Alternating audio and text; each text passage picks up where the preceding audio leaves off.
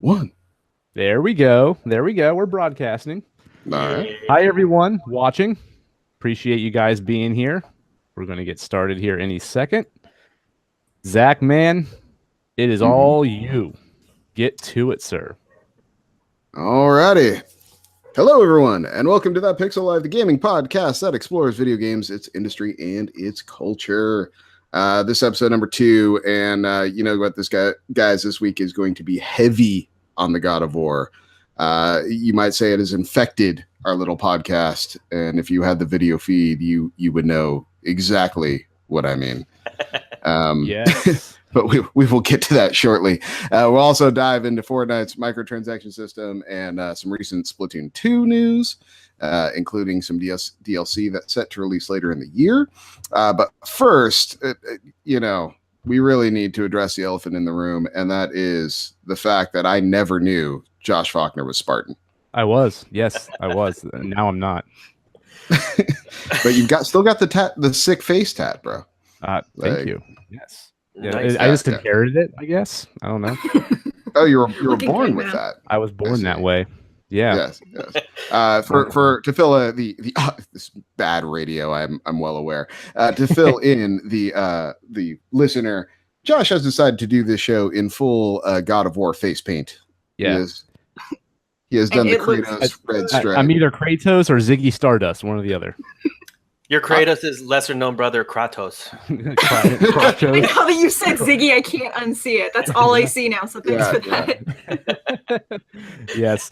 Thank you, Zach. I am excited to be here, sir. I am super thrilled. I might have a full erection right now. That's more information than any of us need to know. But Take him as guns hot right out the gate. I mean, come on. Boner of war. I mean, no one needs this red rocket material. It matches made the it face worse. paint, though.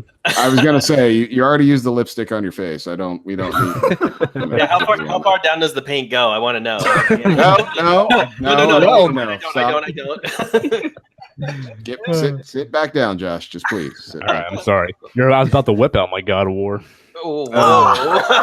Oh, podcast over. So now I understand why you wanted me hosting this one. Yeah, I'm going to make your life living hell while you're hosting this. Now I look like the asshole. That's great. Okay, well, let's move on and go to the other dad in this pod that we have working, Mr. Shannon Moore, who I'm sure learned valuable parenting lessons from Kratos. Oh, dude, I can't tell you enough. I mean, boy is replacing my son's name. I don't even know what else to say. I reach out longingly to touch him and then pull my hand back multiple times. Just telling him to read you runes. Just telling you to decipher this, boy. Do it. Yeah. It really adds an extra layer of difficulty considering all he can say is dada and mama. So I don't really know what he's trying to tell me until he craps his pants. That's pretty much like, hey, let's do something about this. His first word's going to be boy. You will change your own diaper, boy. You're not ready for the underpants. You beat me to it. You are not ready. And finally, last but not least, Miss Elena Grimm, who is joining this God of War party, and I will let her fill everyone else in on that. What's up, guys? I am an honorary sad dad today, in honor of all of y'all, and in honor of Kratos being a bad parent. Because let's not lie, he's not the best. Let's just spoilers. No, it's not spoilers. We all know Kratos is a shitty dad. Like, come on. He becomes a significantly better dad. I can say that. I haven't. Spoilers. The guy that was the living embodiment of human rage kind of sucked at being a dad. Yeah. Shocking. Don't get mad at us. That going on. Word. I do have to say, I'm not going to dwell on this too long, but I wanted to touch on the reactions from episode 1. It was quite frankly overwhelming. I did not expect the show to hit as well as it did. I did not expect the overabundance of positive responses we got from everyone. It was super cool just to see people sharing stuff on Twitter and shooting. I know I got some DMs. I know Josh got some DMs. And just the overwhelming positive vibe coming from the show. It really, for me personally, I'm not going to speak for the group here. This is just for me. It really kind of made all the buildup that we've had coming to this is completely worth it to me. And I just want to say thank you. And if you could please keep sharing the show and get it into more people's ear holes, I would appreciate it. But I know Josh wanted to say some things on that too. Oh no, I mean you pretty much said it. I was not expecting everyone to rush to it like they did, and made us feel pretty good. Made us feel like we made the right decision making this show. So and for starting from scratch all over again, and just having those people come in and say that they loved it so much was pretty awesome. So yeah, thank you guys, and hopefully you continue to enjoy the show. And it was a very eventful week. So now you can subscribe to this show on iTunes, Google Play, Music, Stitcher. I think TuneIn is coming. iHeartRadio is coming. We got Podbean too. Yeah, Podbean. We are on iHeartRadio, but it's not like finalized. Like the listings there and the descriptions there, but they haven't started pulling an episode yet. So that should be there any minute if you like iHeartRadio. Mm-hmm. And then Spotify, we have to wait until we have 5 episodes in before they'll take us. So that's coming in about a month or so. That's exciting. Yep. So in the meantime, you can follow us at Twitter at that Pixel Life. We also have a Patreon, which will get you this amazing, stellar production live. Blinking. Did you see Ziggy Stardust in person? Live. Yep, you can see Ziggy in person. You can fill in all those Red Rocket fantasies. Major time to ground control. It's the bodysuit though that really just makes the whole thing work. Yeah. So you get a link to watch the show live. We've got some other goodies we're cooking in the meantime, but love to have you on board. It would really help us out to cover the cost of the show. From that point, I think did we do all the housekeeping? Is there anything I'm missing, Josh? No, I think that's good. Want to read the iTunes reviews? We got some reviews. Oh yeah. iTunes reviews. Some people were very generous with their time and left some reviews on iTunes to help bring some people to our show, which is always very appreciated. If you have any extra minutes in your day to spare, jump on over to iTunes and shoot a quick review. It helps us out a ton. It brings a lot of people to the show. It gets a lot of eyeballs our way. Just the way that how do you say that word? Algorithms, yeah. I was going to say amalga, and then for some reason, and it math totally thing. Amalgorithms. Yeah, Zacharithms. When it really affects all those, it makes people find us a lot easier. So if you could shoot us a review, that'd be great. But I think right now we were going to spend a little time sharing the reviews we got. So Elena, you like take it away? So the very first one, and I apologize if I mess this up, is from a Quentin Thiedens. It's quote, Josh, Zach, Shannon, and Elena all bring unique perspectives to the podcast. It's also cool to hear Josh and Zach doing their own thing without boundaries, which I completely agree. It's pretty nice to see you guys just no holds bar. It's pretty gross. I love it. Yeah, who knew Josh was going to be so disgusting? Jokes for everyone. So thank you, Quentin. Much appreciated. Who doesn't appreciate that? Yeah. Oh no, it's so early in the podcast. I mean, we can only go up from here. Pun intended. Yeah, I see what you did there. Josh, insert that dun at the here. I think I have one of those. I think I got one of those in my back pocket. Nice. Or I can go with a wah wah. Yeah. My favorite. I wanted to read Hacksaw USA's review. It said, if you like gaming podcasts or you're new to them, check these guys out. I followed them on their other ventures and this, and it's really great to see them spread their wings. You can feel they're comfortable and skilled at their craft. These guys and lady know their stuff, and you'll be entertained in the process. Thanks for doing what you guys do best. Oh, thanks, Hacksaw USA. That might be a wrestler, right? It sounds like a wrestler. Oh, fuck yeah. Hacksaw Jim Duggan, man. He had the 2x4, carried the big American flag. He suplexed us with awesome reviews, so thank you. Yes. Yeah, I like it. Fallion, actually, good dude, old friend of ours. Mm-hmm. That Pixel Life is off to a fantastic start with 4 funny and energetic hosts. Oh, thank you, sir. Who have great chemistry. I'm excited to hear more from a podcast that isn't concerned with regurgitating dry news stories that have been discussed to death on every other gaming show. Give it a shot. Whew. Shots fired there, man. but it was nice for kind of get him to pick up on what we're trying to do, which is essentially just kind of have more of a conversation about things that are affecting us in gaming rather than go down the checklist of what to talk about this week. Yeah, it's just, I think it's a more engaging show. I don't know. Maybe I'm wrong. Who knows? I wanted to read Ryan Shipman's when it comes to video games, these hosts know what they're talking about, and I'm so glad that Josh and Zach are back. And just listening to the first episode, I know this is going to be an awesome show. Keep up the great work, guys. Ryan, thank you so much. And thank you again to everyone else that downloaded the show, told someone to download the show, mentioned us in any social media space. It means a lot, and I'm very, very appreciative. So thank you very much. Yes, thank you. Yeah, thank you. This being a new venture for Elena and I, I was a little hesitant to read the reviews when they first came out. I just was like, oh my God, they're probably going to tear us apart because we're rookies. But, with all that positive press we got, I was super stoked. And, I'm just ready to get back into it now. So thank you guys for the kind words. Keep the reviews coming. And, as I continue to grow, keep giving me some feedback, good or bad. And I'll try to make myself better. For real, like piggybacking off what Shannon said, I apologize for the audio issues first time around, and I'm definitely taking it. I took some time to myself and really tried to get things fixed. So I hope the audio's improved, and if it hasn't, please let me know. Just like you guys did last week, and I really appreciate the constructive criticism. And thank you all very much for your kind words. I really appreciate it. So just let me know if I'm fucking up. And she really only wants the audio. But she really only wants the audio better, so everyone can hear her giving me shit. That's really I have receipts for that. Yeah, I saw the screen caps. I know that's why. Goal number 1, give Zach shit. So as long as my audio is up to par, I can give Zach as much shit as I want to. Goal number 1, give Zach shit. Goal number 2, remember goal number 1. That's my Fight Club.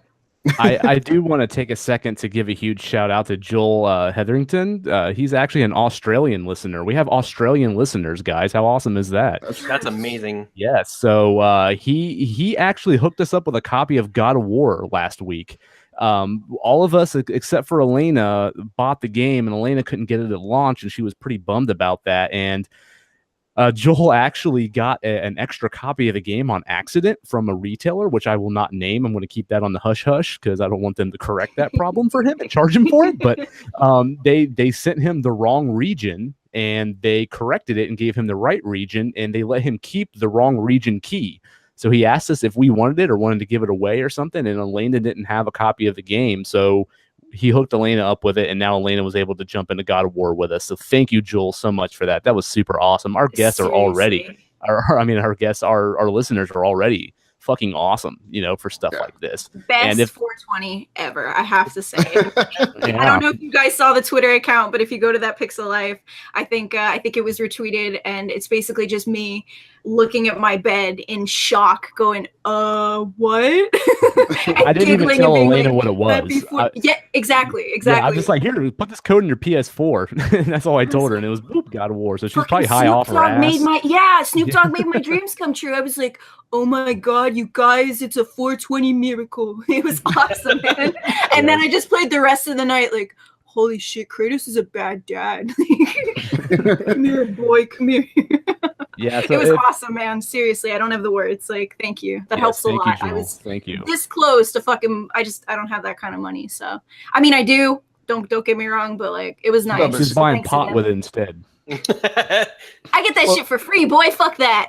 I should grow her own pot. Well, see, that's the thing is she was this close to buying it, but she actually has priorities. So that's food and water. Yeah, they jump in the way. That's the damn priorities. Like rent and gas and food. Yeah. Yes, gotcha. So, guys, just to let you know, if that ever happens again, and there's actually someone on the show who didn't need that show, we would have totally gave that to the community and threw it out at a contest or something. So if that ever happens again, that's definitely something we're going to do. So look forward to that also, because sometimes we get hooked up with stuff. So it's pretty cool. And I'm not going to take all the shit. Yeah. It's not all mine, Jesus, but thank you for giving it to me. That was fucking sweet, man. Like, that made my week. That made my 420 for sure. Absolutely. I also wanted to mention too, for Patreon updates, The episodes are going up. I mean, you're either watching this live right now or the archive video will go up. I also have a video as a state of the podcast little series I'm going to do each month. It kind of gives you guys updates on what we're doing with the show and everything as well. So that is up there as well, the first episode of that. So again, head over to Patreon if you want to help us out and support the show. You're getting some pretty cool stuff, and I think watching the show live is a pretty awesome little bonus too. So, so look forward to more of those State of the Podcast episodes because I'm going to be doing those at least once a month, maybe two. We'll see how it goes. All right. Well, with that, I think we will jump right into the thing everyone really wants to talk about, which is the weekly consultation. And there's really only one game all of us have been playing. Labo. No. Playing Funky Town on that keyboard. You know, it's really special to build some cardboard stuff. But, that's not what we're talking about. We're talking about God of War. And God of War is easily the biggest game that's hit this year, obviously, but maybe in a couple years, because this is as someone that went totally dark on it, I really didn't know what to expect outside of what the trailers showed at E3. I knew the camera angle was different. I knew it took place in the Norse lands. I knew that it had a reinvented fighting system, but to what end I didn't really know. And so cracking into it for the first time, I was amazed that these people seem to have spent some time playing some really popular video games and cherry picking the best parts and dropping them into God of War. Yeah. I mean, first off, tell me if I'm wrong. That camera angle is straight out of Dark Souls.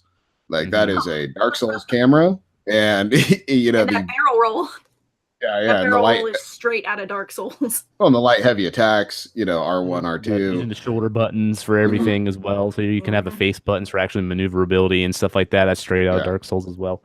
To me, this game feels like they took the Tomb Raider reboot and they mashed it into Resident Evil 4. Yeah. That's kind of, I'm getting huge vibes from both of that. Now, Corey Barlog, I believe his name is, the guy who directed the game. He didn't direct, but I think he was involved in the creation of the Tomb Raider reboot from 2013. So you can definitely see like elements of it in here, mostly in the progression and how you kind of move around the world.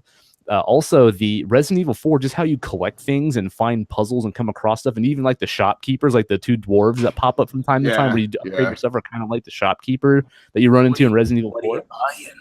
Yeah, exactly. So, like that banter, that level of banter was totally inspired by Resident Evil 4. And I mean, there's so many pieces of like legendary games that they borrowed from here, and they just mashed them together into one cohesive, pretty amazing game from what I've played of it so far. I like the way you said that, Josh, like a legendary game. They basically took from the absolute best games they could find and put the best of the best in what is now the best. And that's pretty cool. So yeah, absolutely though. And I mean, I think there's a lot of, the inventory system I think is really interesting. I think the way they built the hub world out is pretty crazy. It's a lot of things that just that aren't God of War standards at all, it's like an inventory thing, kind of like, I don't know, like almost like a Diablo or something. It gave me Dragon Age Inquisition vibes a little bit in the menu system, so that's kind of what I was getting when I was playing. It feels kind of Darksiders. Like MMO-ish, like with like buffs and stats, and not really stats, but like how you like equip things, and it does this, it takes away from some things but adds to another, kind of like a MMO RPG kind of, in a way, is kind of what it felt like to me. And really the depth and breadth of what you can tweak in that game is stunning. I mean, it's really like everything from the armor, and then you can socket the armor, and then there's enchantments you can put on top of that, and then your axe can get a new pummel, it can get enchantments, it can get socketed, like it just keeps going exponentially almost. It is too. Yeah, and nothing about that game is like I'm gonna equip this and everything just goes up. Like some things will go down, so you have to actually pick and choose your priorities, whether you want vitality or strength or runic or whatever you want. You have to kind of pick and choose what's more important to you and what you're lacking in and what you want to enhance and stuff like that. So it's not just like constant just jumping up the stats. Like you have to actually figure out, kind of plan around like what you want to enhance and find the right elements to give you those things while also taking away from something else. Now, how are you guys building out your Kratos? Are you like favoring the physicality of it, or are you trying to play it like a less physical way? Are you trying to like, do more of like his defense stats? Or are you trying to use more of the like the runic or the cooldowns? Are you trying to like, I'm more of a vitality and strength guy. Like I want health and I want to hit hard. So I don't really care about the magic-y stuff. Like I just want to wreck shit and survive it. That's pretty much how I play the game. I basically made Kratos into a tank where I focused high on a defense, and for Atreus I made him like my little healing bitch, so he just follows me around and occasionally he'll heal me. So nice. I didn't even know he could do that. Yeah, if you purchase a certain set. Yeah. Ooh, okay, blue, cool. Blue. Go blue. I did not know that. Yeah, I also kind of I basically treated it like a Dark Souls build where I went like kind of a knight build with heavy strength, heavy vitality, and then just kind of padded the rest out. And then I actually use Atreus though mainly as a ranged weapon. Same here. He's like a support guy. I use him. Yeah, and also he draws a ton of fire that way. So yes. Yeah. I do don't like hit me, hit him. Yeah, I do like how he'll like actually jump on the backs of enemies and sort of do a little bit of melee damage as well. So I kind of lean towards that as well. I mostly use him to stun enemies like in the middle of their animations. I try to hit them with an arrow so they'll like stop their animation so I can go in and get hit, especially on bosses. That's Dark Souls counter. Yeah, absolutely. So yeah, I mean that's kind of what I use him for. We should probably rein this back in a little bit. Like, should we actually tell people kind of what the game is about? Yeah. And I did want to mention of War. Yeah, well, we've kind of just spiraled out know. on the nuances of the game without actually talking about the game itself. So the point of this game so far, I'm probably 6 to 7 hours. It sounds like you're about an hour ahead of me, Josh, right? I'm about 12, I would say. Okay, so you're a little bit more ahead of me. We were in the same spot until today. Like my wife was out with my kid, so I actually had a couple hours of myself, and I got a lot farther. So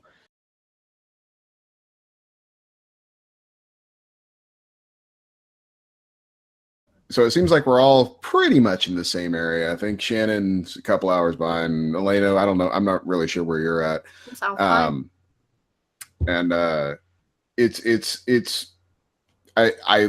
The game starts. You've shown up at this house. You have a son. Your wife has passed away. You are charged with taking her ashes to the tallest peak in the area, or in the realm, I should say. And you start on the journey, and you can tell right away there's a very tense relationship between you and your son. A very distant relationship, I should say. He's what's Trace, like 11, 12, somewhere around there? Yeah, so like, 10, something like that, yeah. Yeah, somewhere in that range. So he's not like a little kid, but he's also not a teenager at all either. He's like right in that mid ground. And your game starts with you teaching him how to hunt and all that. And I'll be honest, at this point, for the first while, actually, I was really scared this game was going to turn into kind of like a take care of the kid, and the kid doesn't know what he's doing and is kind of annoying. Like an escort mission? Like a Resident Evil 4? Yeah, it didn't necessarily seem escort mission-y, but it just seemed like this kid's going to slow you down. Like you're going to have to go back and get him and go back. Him, Right. Like if you had a health bar or something, that'd be even worse. My biggest concern is that he would be annoying. I was like, oh fuck, I don't like kids. Like, do not talk to me. Don't look in my direction. Just go away. Go away. But he is though. I mean, he's always running ahead. Stop running ahead. He is. I know. And I'll be God of War.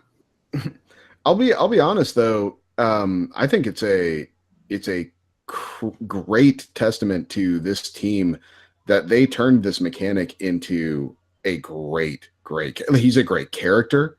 I love all the things they've done to flesh him out. I love the way he interacts with Kratos in combat and in the story. I think he is a great impetus for Kratos's character as to grow just emotionally and as a to be an actual character, not just like I'm angry.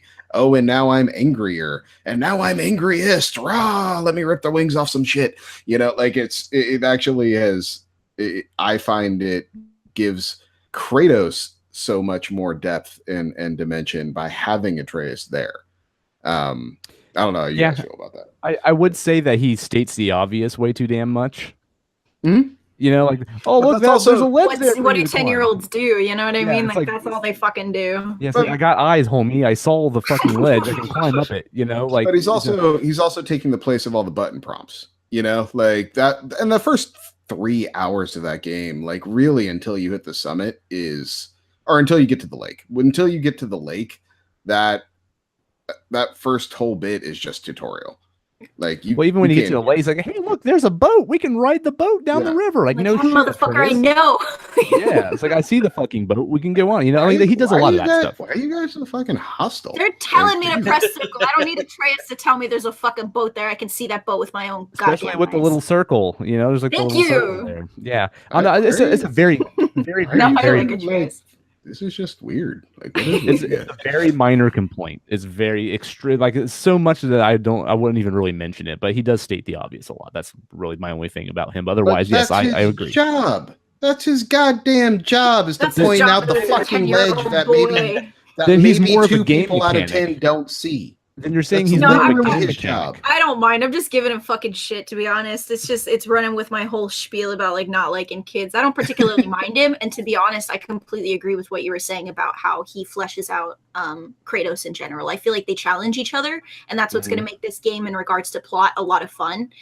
Because instead of being like, oh, it's about the destination, it's definitely about the journey and like interpersonal relationships, and I'm just fucking stoked. I'm really excited. And obviously, we don't want to have any major spoilers here. Anything we spoil is going to be very, very early stuff. Mm-hmm. But I can tell you from my point in the game right now, the dynamic between them two has significantly increased in quality than the first half of the game. So you guys are in for a treat once you get to that second half, because I liked Atreus much more in the second half of the game than I did the first. Okay. Yeah, in the beginning, he was really, he kind of had that fledgling like vibe to him. Like, he was really scared. He was really apprehensive, but at the same time, he wanted to go out and he wanted to explore, and he wanted to go on the adventure. I would probably say after I got through that first alternate realm, and you see him do some stuff, then he started to grow on me a little bit more. But yeah, in the beginning, he was just really annoying. Like I didn't like him too much. Like right away, he kind of grew on me after a while. But yeah, I would probably say it took to that first realm for me to actually kind of like the character that he was turning out to be, and like it took a lot of the little flashes of anger that you see come from him that you can kind of see like, okay, this is leading to something more, but. And it made me excited to see where this was going to pan out, what this was going to turn into. And now that we're talking about it, to be honest, it actually makes a lot of sense that they probably purposely made him a little bit more annoying at first, just so you can kind of fall in love with him. You know what I mean? Like I do like him more than I did at the beginning of the game, and I'm sure that's intentional. Or fall in love with Kratos more because you just want to see Kratos smack the shit out of him. Just touch his shoulder. That's all I want. Just touch his fucking shoulder. Yeah.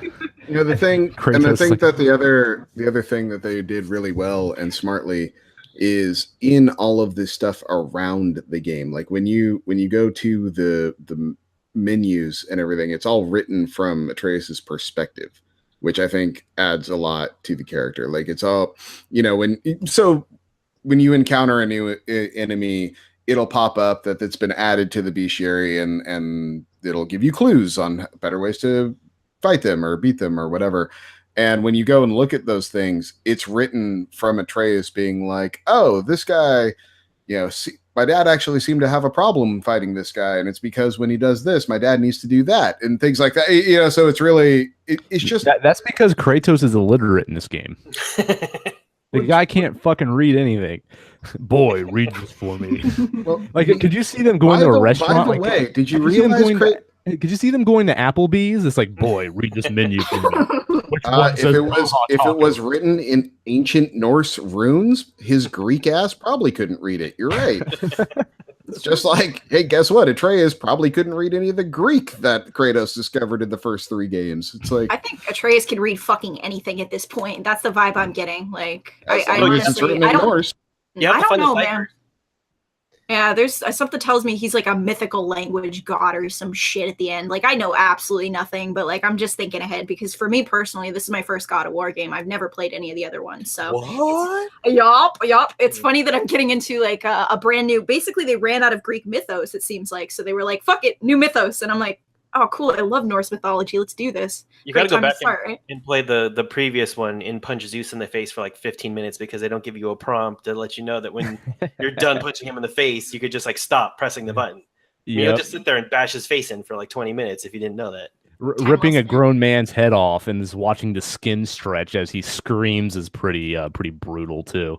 I mean that's one thing about this game I can say is that the brutality is definitely not as they definitely scaled back on that a bit in this game, and like the grandeur of the things that are going on they kind of scaled back on. It reminds me of Uncharted 4 in a way. You know how all the other Uncharted games were just batshit crazy with all the set pieces, and now this game for me it just sort of scales back just the big things that are going on around you. You know, there's still like very crazy things that are happening, you know, and big elaborate set pieces, but I just feel like they didn't go all in this one like they did in the previous games. No, I mean, and I don't think you can in some respect. I mean, just because it's more of a story about the family dynamic, and I think that's what they're trying to stress more than just like the overall goriness of it. You know, Yeah. I mean, even then, he's not really even fighting humanoid figures. They're all like lava or ice or some type of elemental. They'll have some type of elemental attachment. So, I mean, in that respect, yeah, it's a little bit more. It's a little bit. Less gory, and I mean I don't mind it. You still rip people in half. You Their still guts are stomp their heads green, in. so they're still guts, and that's all I really care about. One thing I noticed is how gruesome this game is, and I really like it. I don't have any basis for comparison because I haven't played the previous God of War games, but like I love ripping some people's heads off. Like I hear it's better in the previous games, though. Is it true that it's even more intense and more like? Oh, I want it. I want to play previous games then.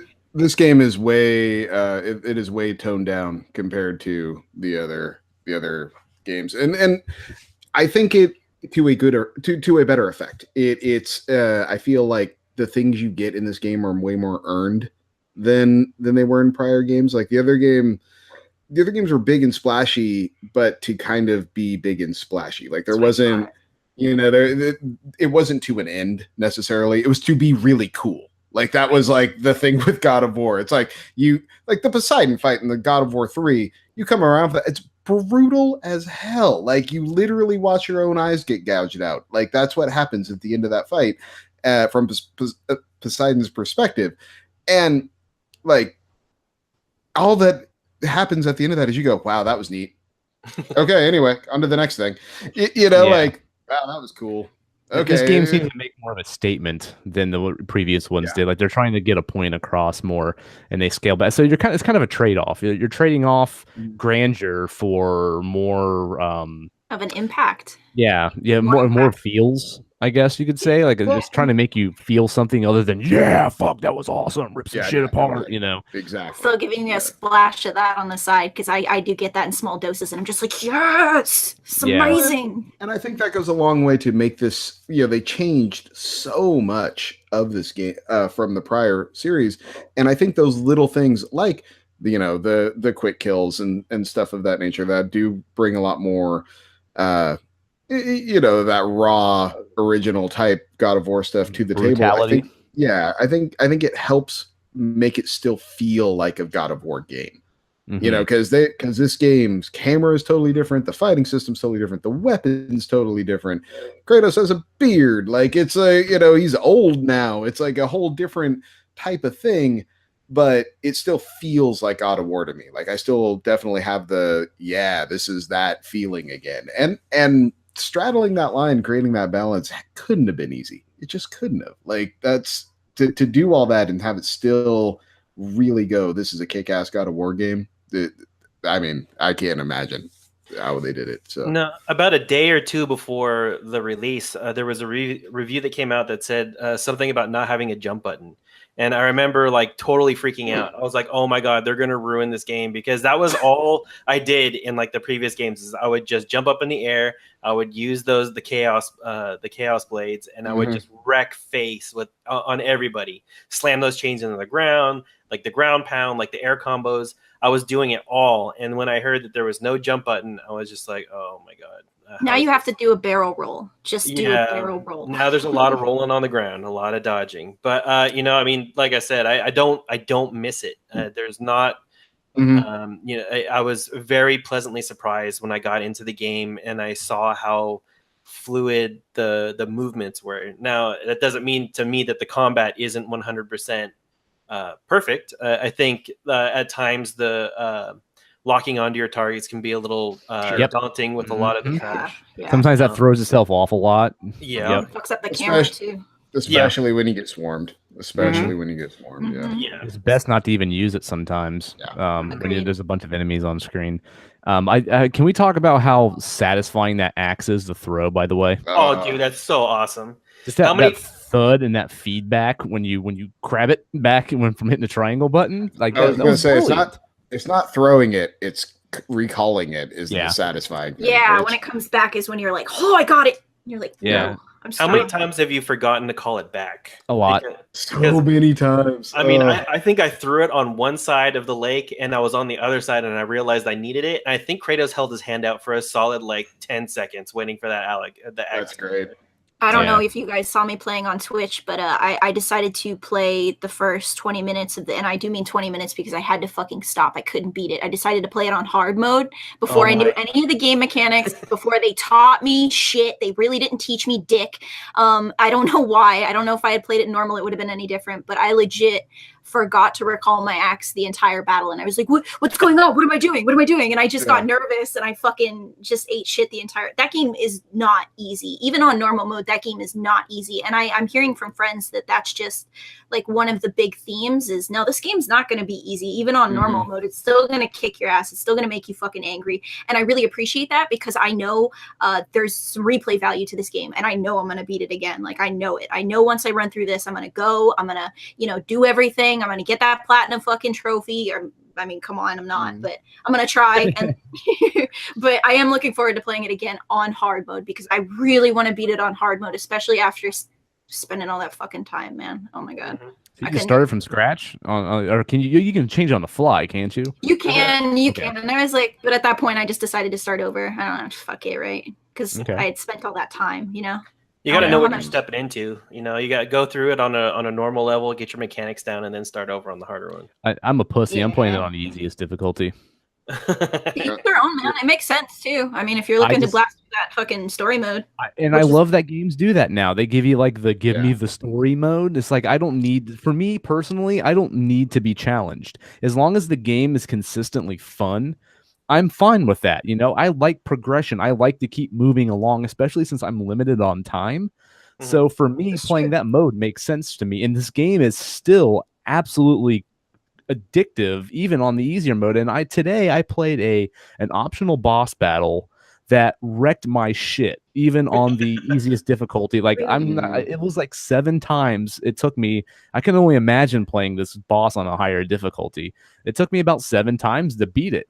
And, so there's still little bits and pockets of challenge there. For the most part, I'm moving along pretty easily on that story difficulty, but the game's still fun. Like it doesn't need to challenge me in order for me to enjoy myself. I'm still very much addicted to it. This is a game that is very hard for me to put down once I get started.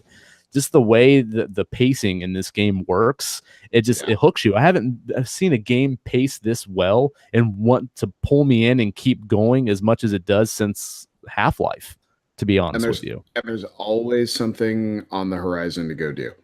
Always. There's a lot of side quests.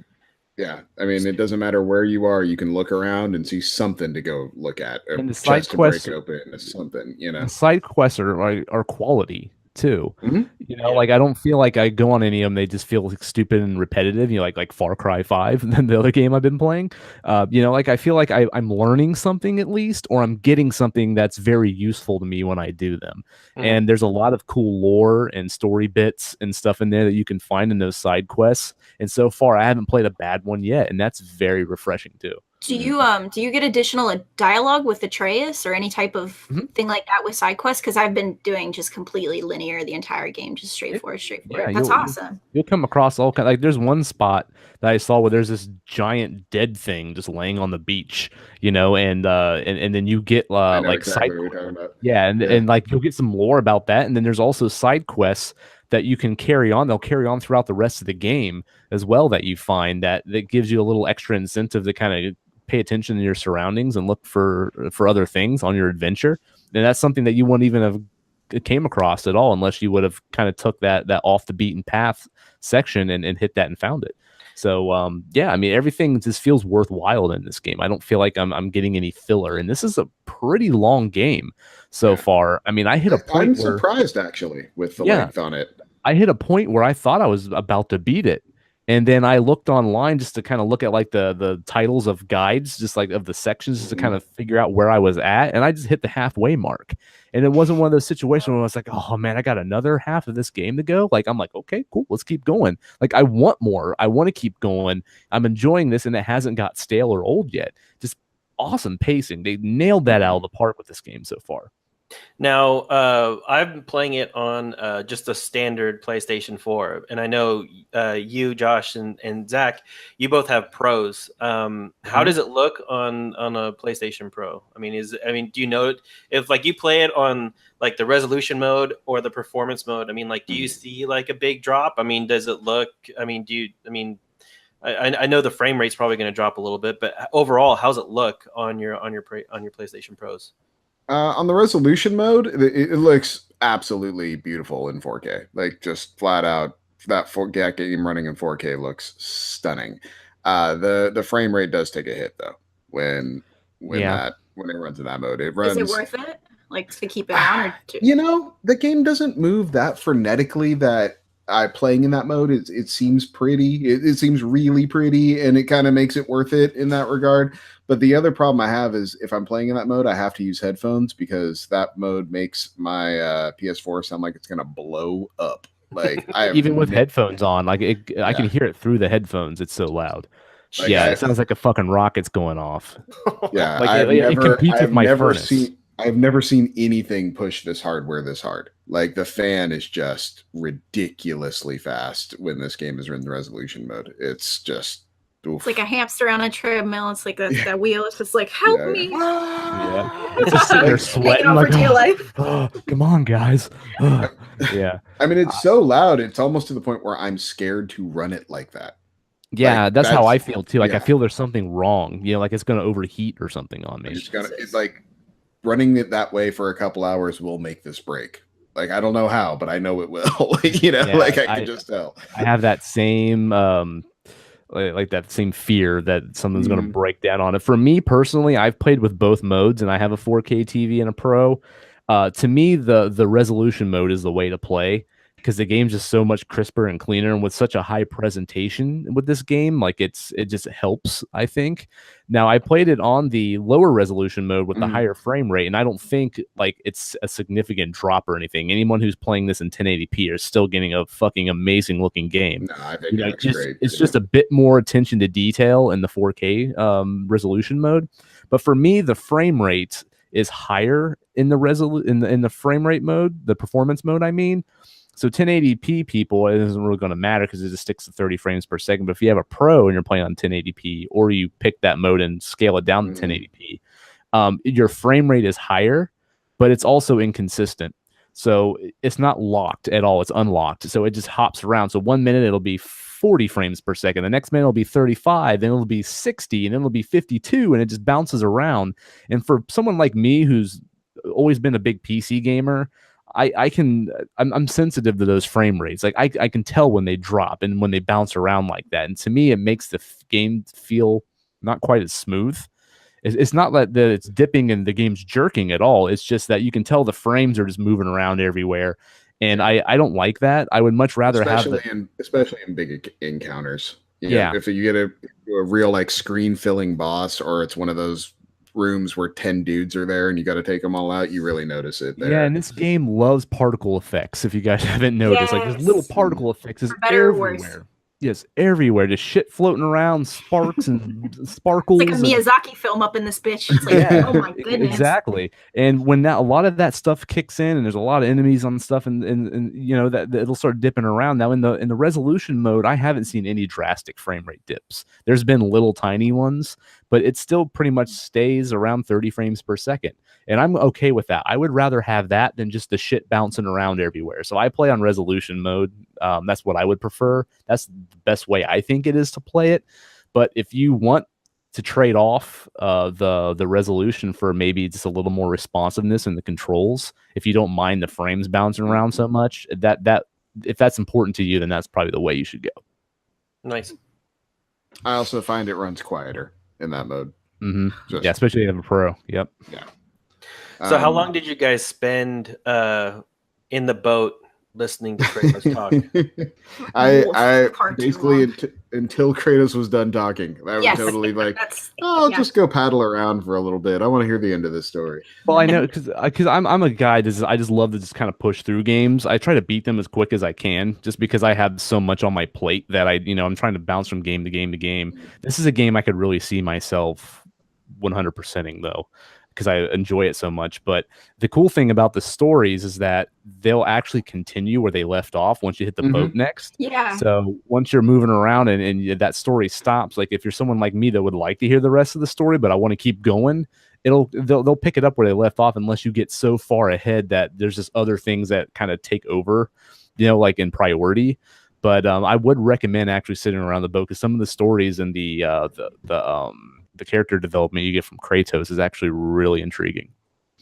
Yeah, I thought that was a really nice feature. I got out of the boat on accident. Just like you, Josh, I have a tendency to like run and gun through games. I'm busy. Ain't nobody got time for that. So I was like, oh fuck, I wanted to hear the end of that story. Like it was something about sirens and Atreus and seawater, and I wanted to hear about it. And I hop back in the boat all fucking discouraged and shit. And Atreus is like, so about the sirens, and I'm like, yeah, so about the sirens. And it's really, that banter is really nice. It really humanizes Kratos in a way that for me at this point in the game is really necessary.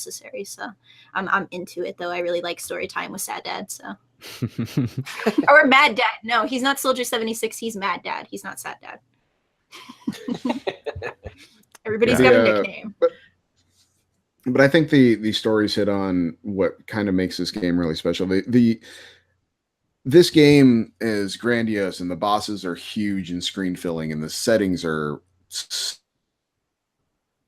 stunning. You'll go into and what's making them up of and everything. But the thing that makes this game really kind of in that best of a generation type level, where I think it'll end up being, it's all the little things. It's those little conversations. It's the moments where he wants to comfort his son and doesn't. It's the conversation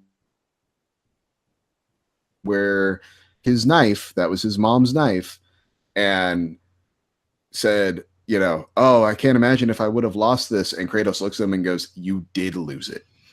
It's moments like that where like I've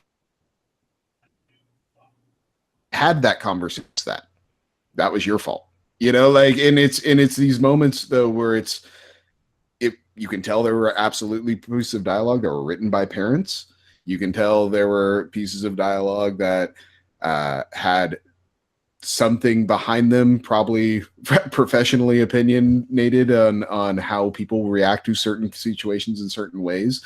I just find the subtlety of this game fills in the gaps in ways that really make it transcendent. That push it as a piece of actual, a story of high regard versus just a standard video game. Get to the next thing. Get to the next kill room story. I think those are it's the little quiet moments in that game that make this game amazing for me. Yeah, and Kratos kind of feels like a shitty father at first. Like he's just like kind of ruthless. But again, as I can't say anything because I don't want to spoil it, but as the game moves on, you kind of understand him more, and you kind Sure. of get what he's doing and where he's coming from, and that your opinion of that changes later on in the game. I feel. And At least, there's a conversation when you're in a boat in the first alternate realm you go to, mhm. right after something happens. Again, we'll talk in generalities, but there's something happens. You're in the boat. You're getting to where you're leaving the area, and there's a conversation between them that happens in that boat that I found incredibly powerful. I thought it really drew into focus kind of the first 5 hours you spent getting to that point, and it kind of that, and it's not a big, you know, minutes of dialogue. We're talking a minute and 30 seconds, maybe cutscene, maybe it's a minute even, but it's something that kind of neatly sums everything up and sets a stage that you know, as the person playing this and experiencing the story, that they're ready to move forward. Like, we're Yeah. not going to keep beating this horse now. Like we've said it, we've drawn it up. We're coming to a close on this point, and we're ready to start building off of it now. Because that was another fear of mine, was you were just going to be sitting there like, yes, I know he's bad. I know this kid's traumatized by it. Can we just move forward? Like, I got it, you know. And so the fact that they know that I'm feeling that way, and we're trying to, like, yes, we're all ready to move forward, I found very refreshing. I like moments like that too. I think I know exactly what moment you're talking about, and correct me if I'm wrong, because it is in vague neutralities. But the thing I like about those moments is that they don't come to a resolution; they just come to an end. And I feel like that's very important in complex relationships between parents, because not like in real life, not everything gets resolved at the end of a fucking conversation. That's not how life works. I like those open-ended conversations that are kind of like, okay, I guess we're fucking done. And it's like, yeah, I guess we're done. It's just like, that's that. Yeah. That's kind of sad and beautiful. And I feel like that's a major plot point that's going to be utilized a lot throughout the game. So, I mean, it's, I think we're all in agreement, though, that this is definitely, I mean, I don't know how Red Dead beats this as game of the year. I mean, if this game sticks the landing, it's probably jumping ahead of Horizon as my favorite game of this generation.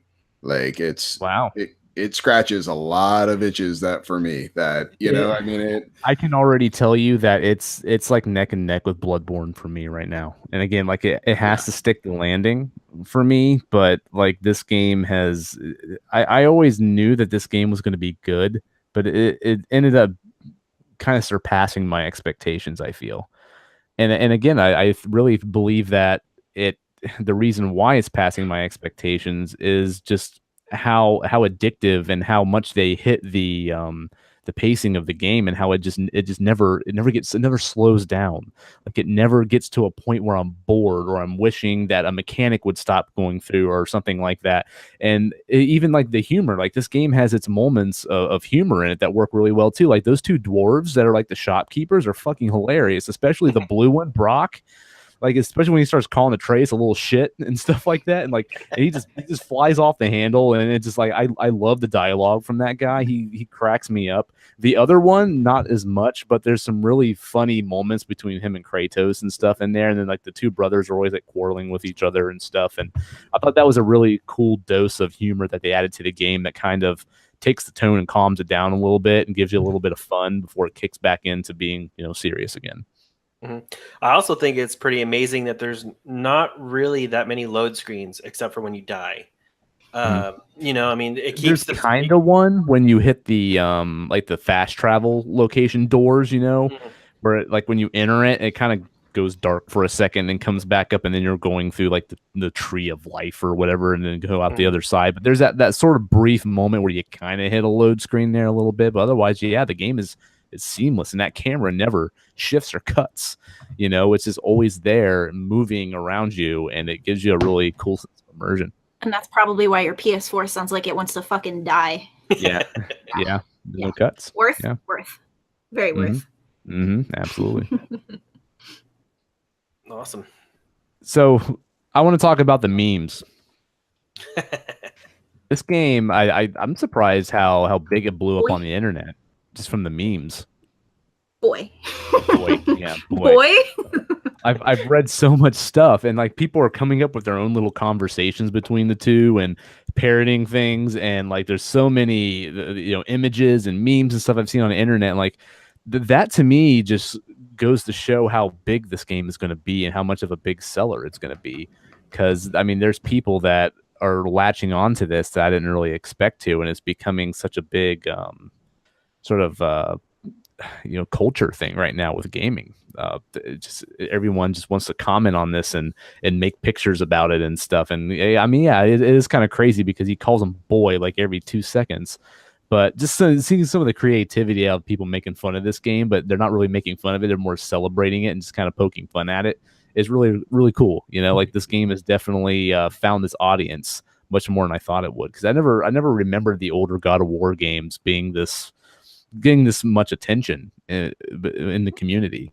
I feel like that's more about the time and place. Like there's also a lot of utilization for us personally as a podcast on Twitter, and Twitter meme culture is just fucking asinine. Like it's constant, it's incessant, it's annoying. You take it, you leave it, you love it, you hate it all at once. So I think that's the reason why you're seeing like a mass, and also meme culture has become a lot bigger, now as per compared to previous years. So I think that's another reason as to why you're seeing a lot more of it. But man, I fucking love me some good old fashioned memes, man, especially when they better be funny. But like, I think you posted one on the Twitter account that's like merging off the freeway. Which one was that one? I don't know what that means. Oh, the one playing the games you have or buying a new one. Yeah, and it's just getting off on that new one, and that's absolutely me. I had to retweet that one so fast, and yeah, I do that way too much. That's just how it is. That's just how it is. Meme culture on Twitter, man. And all the people that are doubting this game because of all the drastic changes from it, I do want to state that this game never forgets where Kratos came from, and it never.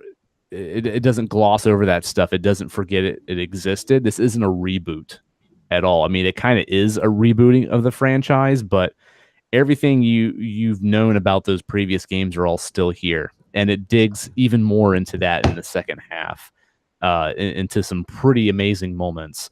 So don't feel like if you're a fan of this series that this game is going to turn you off and just be Dark Souls and Norse mythology. Like this game knows where it came from, and it appeases to that. There's a lot of fan service in this game, especially in the second half. So I think it's going to make everyone happy in terms of newcomers and fans of the classic game. So my 2 cents.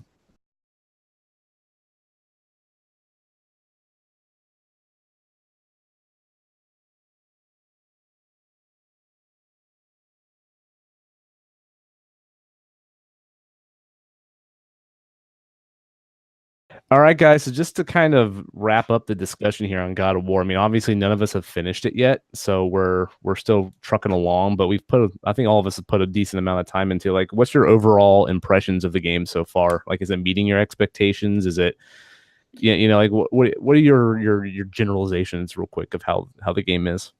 Overall, I love the game. It's probably I've been looking forward to it for a while, and not having the hype or not getting into the hype has kind of left it fresh in my mind. So I'm taking the whole experience in, and I'm enjoying it. The problem I find is that just with the combat, it's a little daunting at times. Just to hit the targets, it can be a little frustrating trying to pick out what specifically you want to like, what do you want to fight? There's a couple breaches that are scattered amongst the terrain, and you never know what you're going to grab out of that breach. So you touch it. I mean, you might hit something that's super overpowered for your level or where you're at, and you just get rolled, and then you die. I mean, so basically you just learn by dying at that point, and that can kind of take you out of the overall experience. But for the most part, the graphics are stunning. Like, the storyline is intriguing, and I'm super curious to see where this story is going to pan out. Because like I said, like you said earlier, I thought I was getting close to the end of the game, and I feel like I'm only a third of the way through it. So this game's got legs. I got the energy to pursue it and follow it, and I'm going to play this game to death for a while. Awesome. Elena? Yeah, man. I just like Shannon was saying. I mean, I have a different take because I've never had any experience, like I said previously, with the God of War franchise. But and in that way, I kind of kept myself out of it because I wasn't as involved. And I know Zach went blind on or whatever he was saying, kind of purposely avoiding any kind of news or anything that would spoil or just alter his view of things. But going into it without any kind of knowledge about the God of War series for the most part, other than it was needlessly gory and just egregiously violent, things along those lines. I'm surprised. I didn't expect God of War to play like this.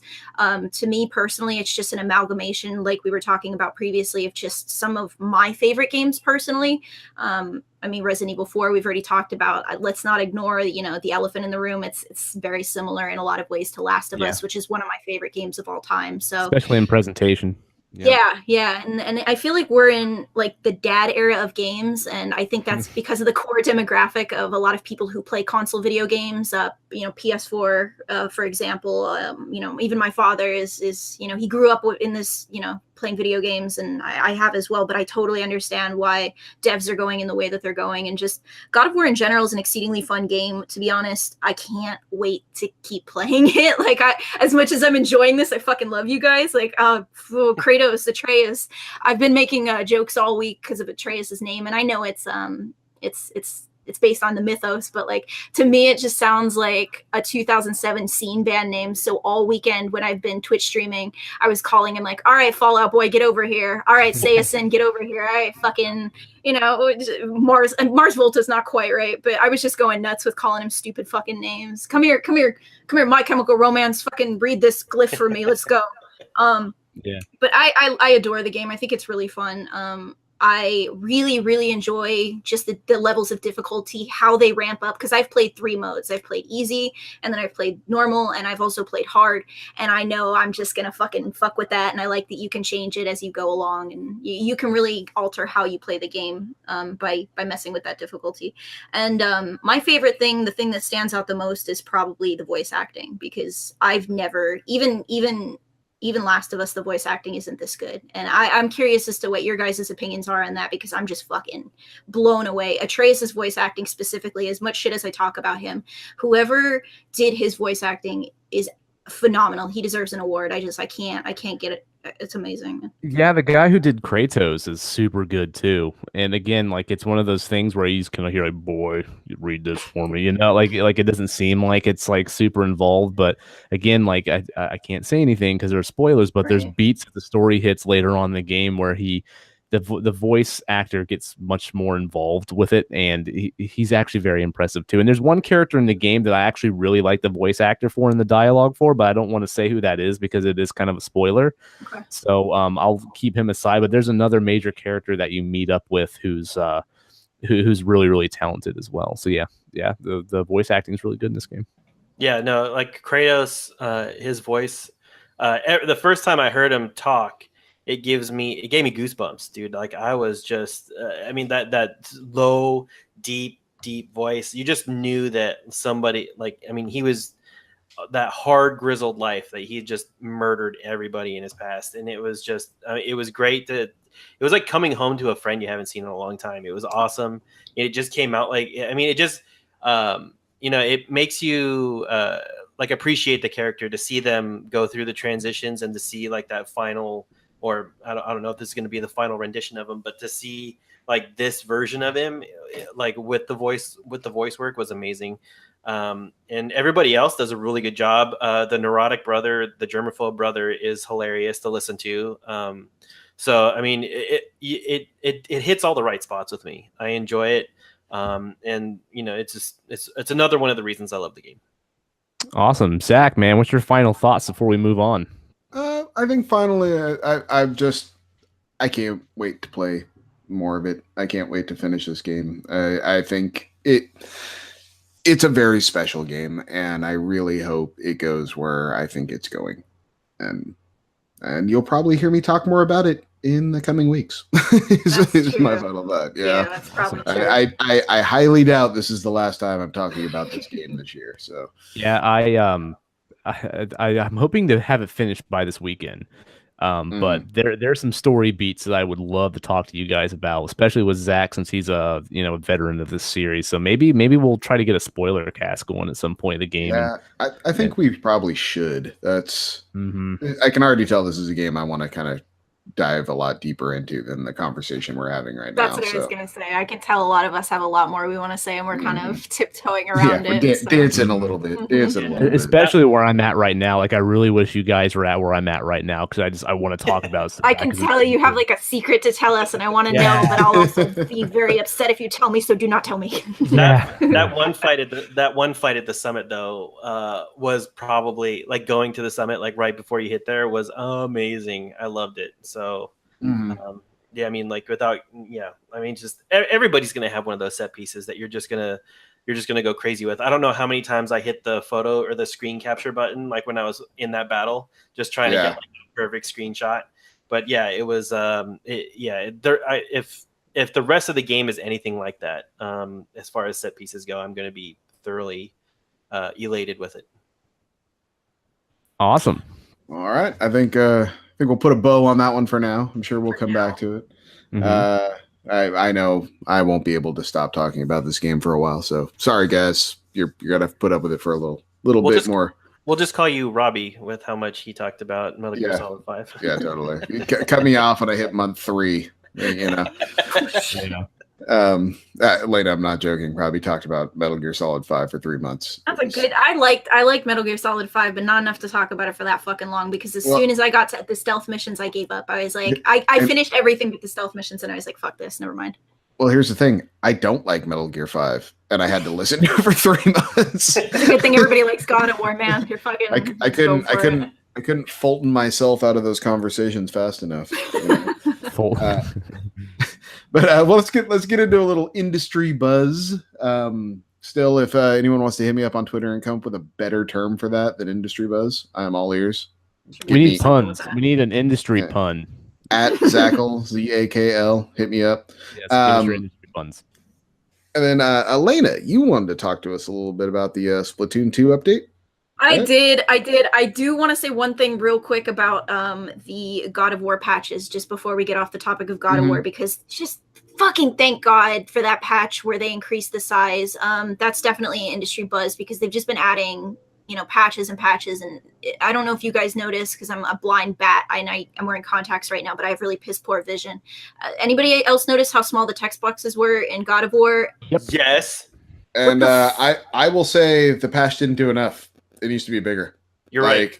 Agreed. Like, it needs to give me the option to make it twice the size of what it is now, because I was complaining last week about if you really look at it pre-patch and look at it in comparison to the size of the screen, if it's so fucking small. And just a throwback to Ni no Kuni, even though I stopped playing that game as soon as I got God of War, Ni no Kuni 2 also does this egregiously. And I'm hoping they patched it because, again, I haven't played it recently. But what's with this trend? I don't get it. Because you know what it is? Programmers are programming this game with a monitor that's 18 inches away from their face. They're not programming it across the room on a 40-inch TV. Yeah. That's the difference. Not only that, but I think the main goal is to get this game programmed in 1080p first and foremost. And I think a lot of people playing the game in 4K, it's going to shrink that down even smaller. Because I noticed for me, like some of the menu text, like I was sitting there squinting trying to read that stuff. It was damn. I got up and got in front of the TV a couple times just so I could read it. Yep. Yeah, but the Splatoon 2 update, I mean, I don't know if you guys know, they're getting later this summer their first paid DLC, so downloadable content that you actually have to pay for. So an expansion pack, and like it's been a while. This is about right for Nintendo, and good on them for just DLC and more content. Now they're finally charging you for it, and I'll happily fork up $20 for.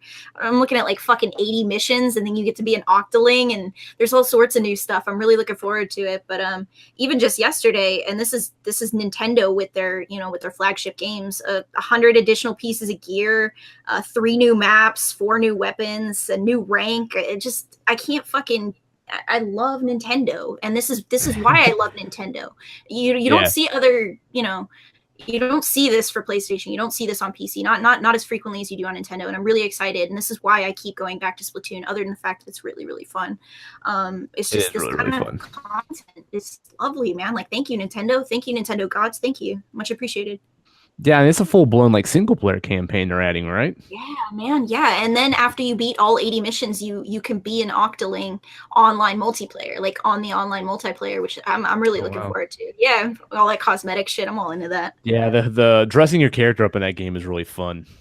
Yeah. I don't know, just the style, just like the urban kind of hip style, like the hipster vibe that game's got going on. I don't know, it's They kind have of that infectious. Pharrell hat, that fat Pharrell hat they're adding, and I'm like, that thing is fucking hideous. You do you. Yeah. Like, no Yeah, offense, Pharrell. they're full blown embracing hip hop culture in that game, but it's kind of infectious. I don't know. I kind of dig the art style in those games, but it's really endearing. It's very charming. Yeah, I don't think I'm gonna mess with the DLCs because I didn't even finish the single player in the game. To me, it felt too similar to the first game. I just kind of felt like I was doing the same stuff over again. Okay. I just kind of stuck with the multiplayer. But I mean, it's cool for people there that want that, you know, like you, Elena, obviously. So I'm glad they're adding more content. Yeah, the Switch is I didn't own the Wii or the fucking Wii U or whatever, so I didn't get to play the first Splatoon, and the second one is the first one I'm playing, so I'm super into it. I play it way too often, and just the portability aspect of the Switch is really nice for me because I'm not usually in my room. I'm usually elsewhere doing other fucking things. Yeah, cool. Cool. I want to actually talk about Fortnite for a minute. And Elena, I'm glad you're here because I kind of want to debate you on the differences between this and Overwatch right now. So here's the thing. I have been fucking batshit crazy about Fortnite recently. I've been playing this game a lot, so much in fact that it's hard for me to finish games now because I've been sitting down playing so much Fortnite. And it wasn't until I actually got with a group of friends and started playing squads in this game that I really got into it. And some of the things that they're doing, like they're adding content weekly to the game. They're always adding experimental modes that are really fun. There's even this thing going around now where apparently a comet's going to hit and there's like alien invasions and they add like little references to it, like in the missions when they're patching stuff in. And like there's just so much. The world of that game is just so much more interesting than anything that's going on in PUBG, because PUBG is just a generic military wannabe shooter, you know. And this game just got all this lore and all this goofy fun things that they're putting into the game that just adds more character to it. So I've been playing this game a lot. I think it's a ton of fun, and obviously it's free to play, the battle royale mode. I think that this game is doing the microtransactions better than any other game out there right now. Now, obviously, it is free to play, so they're getting all their money from sales of the co-op mode, but they're also getting it out of cosmetics and stuff like that. Now, Elena, I want to ask you, because you're a big Overwatch fan, do you actually buy the loot boxes in Overwatch? Are you hardcore about those? I've been known to for certain events. I have tossed the 20 or 2 aside, and it would be a lot easier if that game had been free to purchase, but it really does help. And I know this is backpedaling from what I was saying about the Switch, but games like Fortnite and games like Overwatch are special because they offer so much content additionally for free, and that's why I don't feel so bad throwing money at it occasionally. And I'm sure you feel the same way about Fortnite. Yeah, but here's the thing though, when you put money into Overwatch, do you feel like you ever get something that you really wanted out of that money, that 20 that you threw down on it? Yeah. Otherwise, I mean, let's say, for example, it's an event and there's a skin that I want that I can only get during the event. I'll throw a 20 at it, get so many loot boxes, and then go through those 20 boxes. And more often than not, I get what I'm looking for. I don't know if they're fucking psychic or not, but there have been times where I didn't. And yeah, it's grating. And one thing I've done a little, I don't know much about Fortnite, but I've done a little bit of reading, is apparently you can purchase items rather than just like praying. You know what I mean? Is that true? Yeah, so they don't have appealing. loot boxes. They have no loot boxes in this game. Actually, I think the co-op mode has like a variation of a loot box, but and so in Battle Royale, the way they set up to make money is actually pretty brilliant, because they have what they call a battle pass. So for $10, you can buy a battle pass for this game, and it lasts for 3 months. It's the whole season. They do seasons in this game, like a lot of Blizzard games do, like Overwatch and Diablo and stuff like that. So in a course of 3 months, you can pay $10 for the battle pass, and they give you all of these challenges that they add each week to the game that kind of give you more of a reason to get back in, other than just playing matches. Like they have secrets you can find in the map They have little challenges you can earn, like finding treasure so many times in certain areas of the game, getting certain eliminations with a certain weapon. Like there's always things that come in there that give you extra incentives to play. Like I actually like going through and getting the checklist and like marking all those off and trying to find all that stuff and engage in all those little challenges that they add into that battle pass. And the cool thing about it is there's battle tiers that after you level up so much, you earn a new tier, and they're giving you cosmetics and stuff for having that battle pass. So it's not like you're just paying $10 a month and you're getting just challenges to play. They're actually giving you cosmetics as you work through it as well. So it's like you're still earning things to customize your character and all that stuff with. To me, that's a brilliant way to try to get money out of this game with a free-to-play model, because you're giving people more incentive to play the game, but you're also giving them things they want, and you're showing them what they're going to earn throughout the game. There's no just hit the button and hope and pray you get what you want, and there's you're never going to get it kind of thing. Now the cosmetics in this game, they have a marketplace, and every day they change out like skins and emotes and stuff like that you can purchase for the game. Now here's where it kind of falters a bit, because for me, like they'll have some really awesome rad skin in there that I want. Like one of them, like last week, was like a dinosaur outfit for one of the female characters, and I'm like, oh dude, that's awesome, I want that little dinosaur outfit. But the problem is they wanted $20 for it, and Ouch. It's a skin. Yeah, it's a character skin, and they want $20 for it. To me, that's fucking outrageous. I'm not going to spend $20 for a skin. Now, Elena, you probably dropped the 20 just to get whatever skin for whatever character you wanted.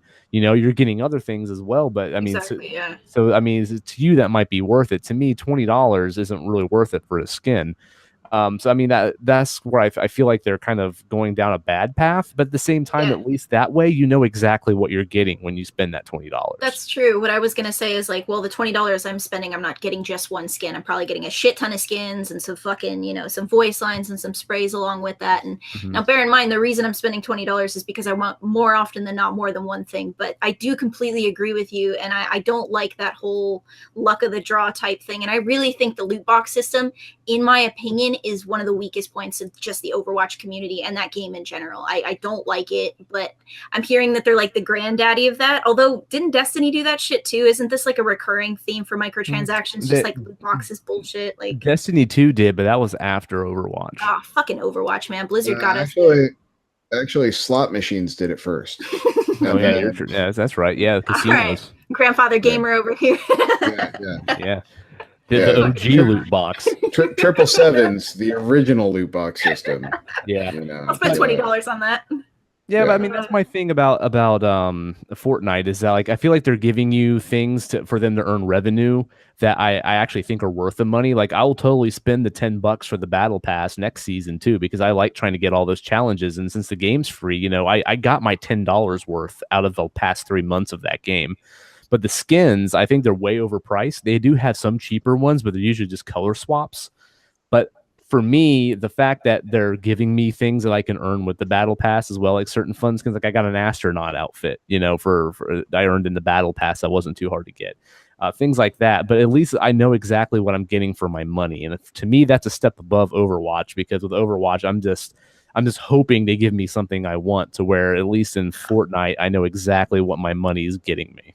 I think that's a really valid criticism. I wish Blizzard would get a little more on board with that. That would be nice. I mean, you can use gold to buy skins, don't get me wrong, but like accruing that gold is fucking difficult, and it requires loot boxes. The only way to acquire gold is through loot boxes, which you can get through leveling up, but you're not really like you pay for that shit. So it is kind of egregious, I won't lie. But Overwatch is fun. Fuck it. Yep. Yeah, Fortnite, man, I'm all about this game. It's so much fun. This game blew up, man. I mean, they're just murdering PUBG right now in terms of popularity. I mean, I get it. It's more colorful. It's more fun. There's a bigger community. They basically just accessible. They took PUBG and they made it better. That's what they did. Well, like, let's not lie. There's more things to do. Yeah, in it the building is actually brilliant in that game too, because it's more of like a chess match. Like when you come up to people, it just ain't who's got the faster reflexes to shoot you quicker. Like people can be in a complete disadvantage, and they can quickly build forts around themselves to protect them from gunfire and then completely get the edge over someone if they're skilled enough. Like the building aspect has just added a completely different element that makes things much more interesting to me. And even though I suck at building stuff quickly like that, a lot of the times I'll play with people who are good at it, and I'll just utilize their skill at it and hide behind their shit while they're building everything for me and pop people off, under behind their cover. So, and the 50 versus 50 mode they have going on right now in that big map is stupid fun. It sucks it's a limited time thing, but I'm having a lot of fun there too. And I like the 20 versus 20 versus 20 matches that they had too. And I love the creativity coming out of it, and I wish they would keep some of those modes that they bring up because I would play the game even more than I do now. But still, I think they're one of the few free to play games that are doing the microtransactions right, and I'm kind of impressed with them so far. Now, how easy is it to get into like Fortnite? Because I downloaded it and it's just been sitting on my dashboard, and I haven't really even started it up to try it.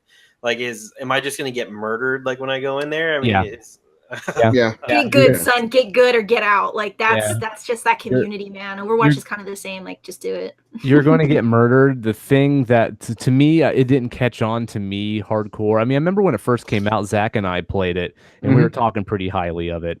But I mean, it was just like, yeah, this is pretty cool. It's like PUBG but free. But now, after I played it with a group of people, especially skilled people, and I've learned a lot, and I've gotten a lot better at the game, I've come to appreciate them more. And I really highly recommend playing it in squads with other people. Playing it solo is kind of frustrating for me because there's people they're so much better at building things, and it's a lot harder for me to take them on when I'm not as good at that. But when you're playing in squads, it's a lot more entertaining. But the cross-play stuff works brilliantly. When we play with 3 other buddies of mine, one of them's an Xbox player, and he popped right in with the PC guys, and he does amazing on a controller. Like because when you're a PC player and you pull an Xbox person into your party, they get put into the PC pool of players. That way, you're not putting a PC guy and a bunch of console players, and they have an advantage with the mouse and keyboard. So you can play with PC players, but you're going to be at a disadvantage because you have a controller. But the problem is, I don't think that is really an excuse for someone to play poorly, because some of the people that we have play with us that are Xbox players are just blowing these PC players away on a gamepad, and it's actually quite impressive. So I think the game is developed well enough to even on a controller you can compete against those guys with mouse and keyboards. So yeah, I recommend you give it a shot, man. It's a lot of fun, but you might, if you're playing it by yourself, you might not appreciate it as much as you do if you're playing with other people. He's dropping a hint, man. He wants to queue up. Yeah, absolutely, man. Hit me up. I'll play it with you. Hell yeah! You can play with my squad, man. They're good dudes, and we have a lot of fun. Nice, thank you. Well, speaking of free-to-play arena shooters, if you have a good Steam account up and running, get yourself the Darwin Project, because that thing just went free-to-play on Steam. It's still, I believe, $15 on Xbox right now. But isn't this a Battle Royale game too? Yeah, that's why I said, speaking of Battle, you missed my sweet segue. Arena shooter. You said arena shooter. Whatever. Caught you. Rule number 1, give Zach shit. Done. Success. All right, podcast over. Bye, guys. Rule number 2, see rule number 1. I played this one at E3 last year. It's a really cool game. No one is talking about it just because it's getting lost in the shuffle, I think, with the big boys. But for free 99, get yourself a copy of this game, because I think it's one of those games that just needs to be played. I can tell you about it. It's, you show up in the snow with an axe, and there's a bunch of other people in the snow with an axe, and you need to find weapons, build weapons, find shelter, all the while people are hunting you. You are hunting other people. And the cool thing about it is, if you cut down a sapling to make a bow or make some arrows or to make fire, and then leave the area, and I come stumble along a cut down sapling, it'll tell me, oh, this was cut down like 2 minutes ago, or this was cut down 30 seconds ago. So I know you're close. I know someone did this, and I know to go look for you. It's everything snow covered, so the ground leaves tracks. You can track people. Lighting a fire will help you out a lot, but it also creates light and smoke that people can see. And then the cool thing about this game is someone can be the director, or you can set it. I believe you can make the computer do it also, but it kind of does the Left 4 Dead thing where you can totally just mess with the game. Like, hey, gravity stopped working for 30 seconds. Hey, this type of thing over here. Hey, all these things have these effects now, and the player has no control over it. It just happens, and now you have to adjust, and it makes it really unpredictable, really fun. It's absolutely worth your time to give it a try. I hope it goes free on Xbox because that game deserves an audience. It's really, really good. So this sounds like a battle royale game, but most of these battle royale games have sort of a gimmick to them. Mhm. This gimmick seems to be more crafting. It's crafty, but it's also the director is a pretty good gimmick. Like it, Okay. that's kind of the thing with them. This was the one. Do you remember, Josh, at the presentation where they had the guy come up and he was doing like a play-by-play Mm-hmm. on it, I and remember at the press conference. yeah, and it didn't hit at all because no one knew what the hell they were doing. Yeah. It was like, what is this? Huh? I don't. Why is this guy yelling at me? Stop! Like, it just didn't work. But it makes sense. All of that would make totally sense if you realized like there was a director and it was changing everything that was happening around them. Like that all of a sudden makes that presentation make way more sense. And it's just a shame they didn't really sell that before they did that. So I wonder We'll if this make it- game was planned on being a paid product, but they went free to play because it wasn't catching any steam. Yeah, I'm pretty sure it was $15. I want to say, or Yeah. $20 at launch, and Yeah, it was then the 15, yeah. yeah. And I then- understand why they made it free to play. They're basically just being competitive. They're like, okay, how do we get people Yeah. to play this game? We don't make it cost money. And I did some research, and apparently the numbers like doubled within the first day or some shit, some fucking Which- bonkers. which is awesome because, like I said, it's a good game and it needs an audience. It just I met the team at E3 and they seemed really, really passionate about the game. I feel bad for them that Fortnite became the thing it did first because it just got lost. It just got lost, Do you think if this game had come first, it would have been the current Fortnite? No, it's a different game. It's Okay. it's not as accessible as a Fortnite. So it is. wouldn't have And- become as popular? Like No, because Okay. I think Fortnite appeals to the Call of Duty player in a way that this game wouldn't. Because I think honestly that's who is shifting to Fortnite I would agree. your Yeah. competitive Call of Duty player. I totally Um, agree. Yeah, and because Call of Duty's gotten stale, Call of Duty is, we all know what that game is, and it's kind of boring now, So same they're- game. everyone's going for the new hotness, and I just think Darwin Project appeals to a different audience, a different part of the same spectrum, maybe, but a different part, definitely. Yeah, the interesting thing too is that this game was announced before Battle Royale was even a big thing. I mean, we had PUBG still kind of in its infancy, Yeah, but I don't feel like this is a Me Too game like Radical Heights is. Now, obviously, Cliffy B's trying to cash in sure. on the craze because his last game sold like balls. So this game doesn't feel that way. This game feels like it was fresh and they were trying to do something new with it, and they just kind of hit the wave and kind of fell in there. Mhm. It wasn't created to jump on the bandwagon, and I think it kind of sucks that it's kind of getting glossed over a bit because of that. Because I feel like it's more original than people may be giving it credit for. Yeah, I agree. So I just wanted to make sure people knew that that thing was free and to go get yourself a copy because it's really good. I will download it. Mhm. Same. And then Circle. so let's see. Do we have any other industry buzz? That was it this week, right? I think that's it, man. This has been a slow week. Yeah. Too I much don't God know. of War. Was there anything in specific you wanted to talk about the next Call of Duty not having a single player campaign? It's just going to be all multiplayer. Oh yeah, I forgot about that. I'm not I'm- interested. I wonder why. He seems super fucking I'll- forgettable. Like, I'll ugh. just say I'm shocked it took this long. I think that game should have been broken up into 2 games a long time ago. And now they've gotten to the point where what's the point of having the single player? And I do not blame them. I don't blame them at all. Like that's a insanely competitive market. People, I would say 80% of their clientele, to pull a stat that I know nothing about out of my ass, just buys that game for multiplayer alone. And not only that, the single player is probably the most expensive component out of all of it. Exactly. True. So guess what? Why don't I just make the thing that everyone wants to buy that's cheaper anyway? Not only Spend that, much more energy making it good. yeah, but not only that, but Treyarch's last attempt at a single player game was fucking garbage. Like, I hated Black Ops 3's campaign. Like, I'm surprised I even finished it. Like, it was awful.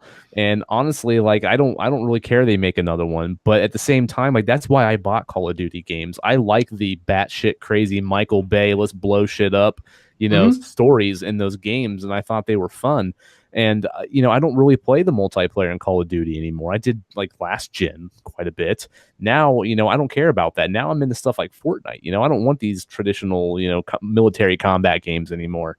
I want something more creative. So for me, without that single-player campaign, I have no interest. I didn't have any interest in World War II, and if it wasn't for the campaign. I played the campaign, and I fucking threw the game aside and forgot about it.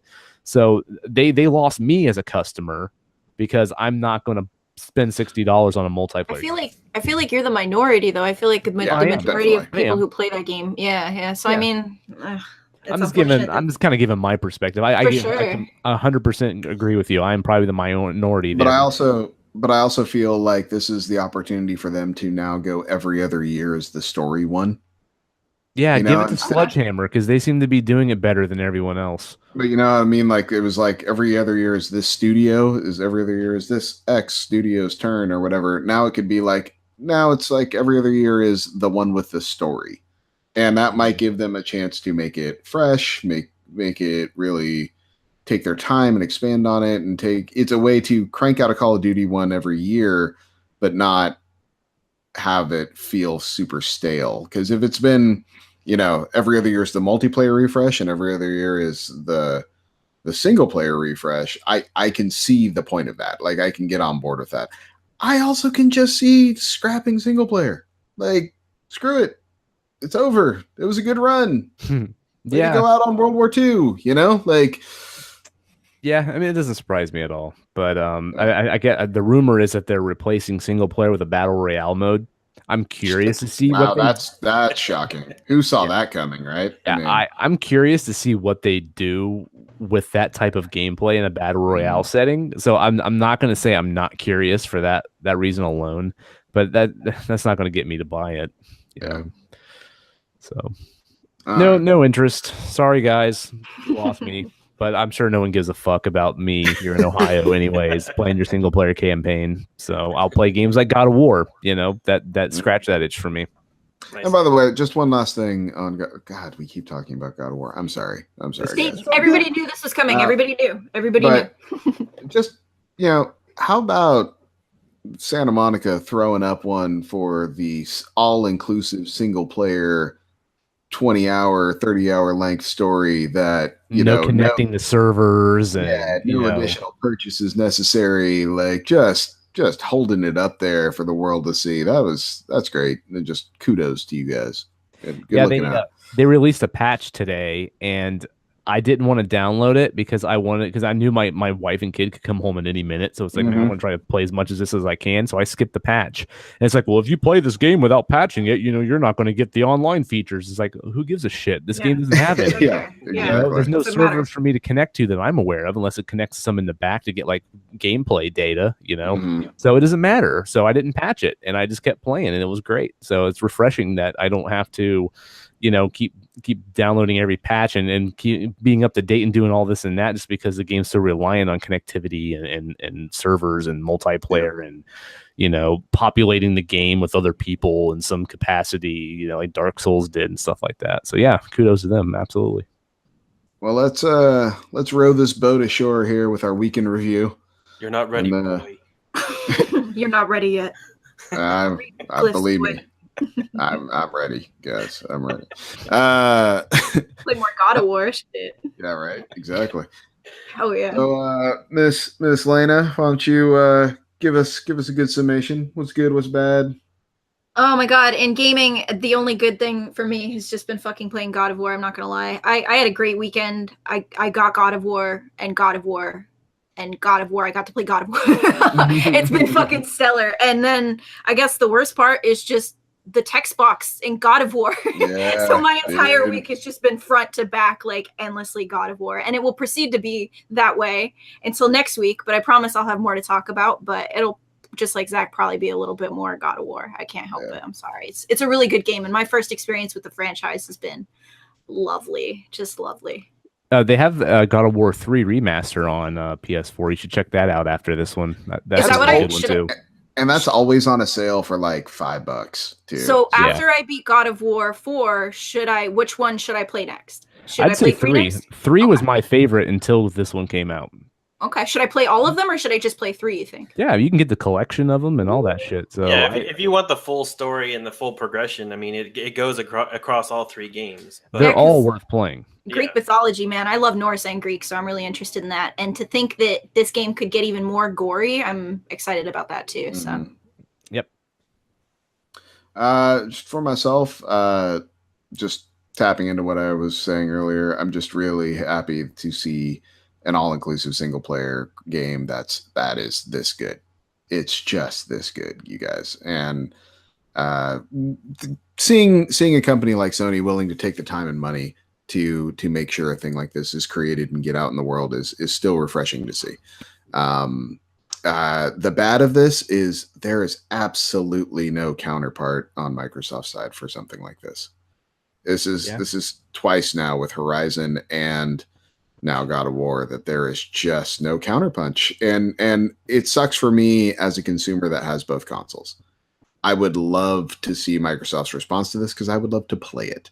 And Especially because I got that shiny, nice Xbox One X sitting there, and I would love to have a game like this that's running full native 4K and fast frame rates and stuff to show the horsepower of that puppy. instead, you're playing fucking SSX3. So You know that it's sad. it's good yeah, though. I It's am. good, but it is good. But fuck. I feel there should be a meme out there with like a stick figure with like Kratos' head like poking the Xbox One X saying like do something. Just yeah, exactly. Just do something. Yeah. For me this week, what's really good is that recently every time you turn on the news, it's political infighting, it's racism, it's this and that, and just things that aren't pleasant, school shootings and all this shit.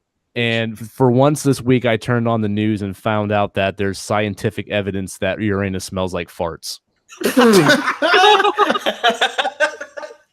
So kudos to that, because I got to turn on the news, and I mean it's something that we all My knew, fourth right? grade dreams came true. Yeah, And my exactly. fourth grade, We all knew Uranus smelled like ass, and now we got confirmation of that. So kudos to that. Oh fuck! That was way out of left field. Other than that, the bad for this week, man, that Venom trailer sucks some fat balls, man. oh yeah, dude. That movie does not look good. I'm sorry. I Like have Tom some easily Hardy's impressed friends though. I've heard it's good. So the Tom Hardy's performance looks weird. The Hmm. CG looks funny. I mean, Venom's design's kind of cool, but the CG doesn't really seem great.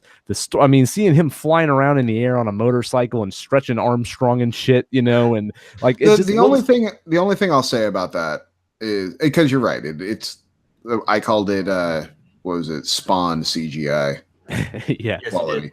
But the only thing about that is I liked that he didn't have like Spider-Man ass powers.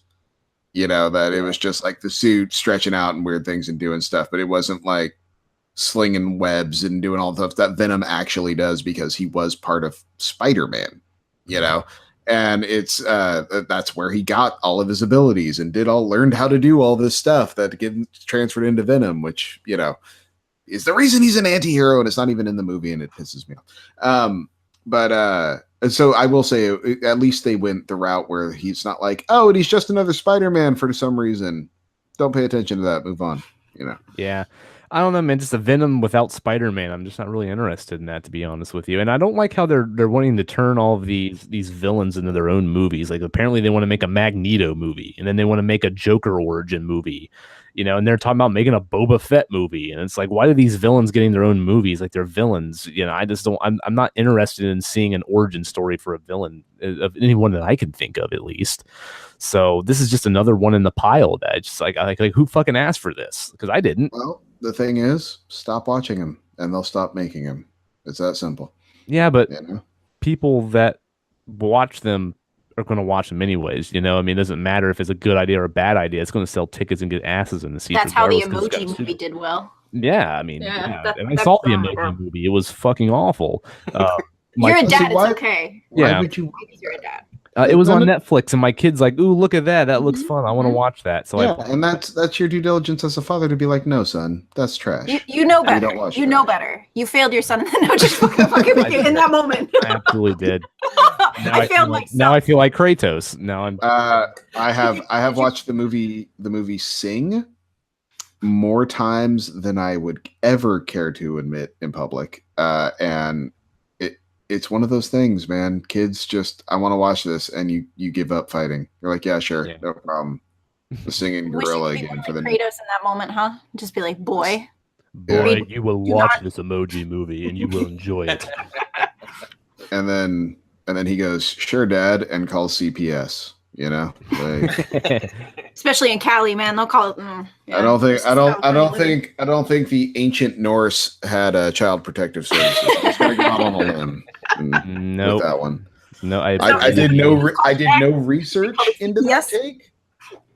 So, Shane, what about you, man? I was gonna say, I guess I'll round things out. I guess I'll go with the bad first, and that would be, I go onto YouTube to get some of my video game information, look at trailers, look at reviews that people have put up, see if I can get like a more unbiased, colorful picture of a game that I'm actually interested in.